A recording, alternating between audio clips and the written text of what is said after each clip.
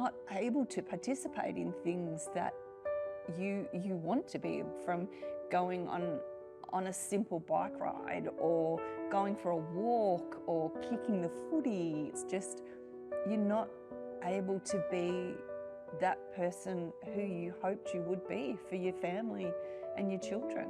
We had a plumbing business. He was getting ready to have a barbecue with all of the staff, and we were rushing around, and I thought I would just work my horse before that, before I took the kids in. There was apprentices at the farm where we were, and I got on my horse and knew then that it was not the right thing to do and tried to get off. And I reacted wrong and was sort of leaning over the horse trying to get off, and he bronked and spun.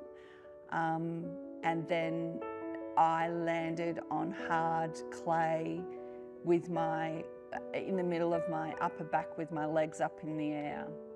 It was terrible because the accident was Christmas Eve, so I had not wrapped my kids' presents. They were 4, 7 and 9 at the time, and I had ruined their Christmas and everyone's Christmas. And they had said to me on Christmas Eve that I had broken T6 and I would be a paraplegic, but then the surgeons had decided that they would operate on Christmas Day, so I then ruined the surgeons' Christmas Day as well, and it was a really, really terrible time. And Christmas now is still really difficult.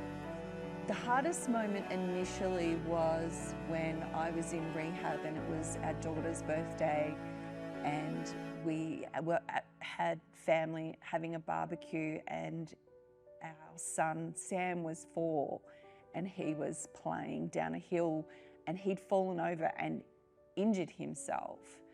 And I realised I couldn't get to him. I couldn't push down the hill. I couldn't push through the really thick grass. And I couldn't get to comfort him.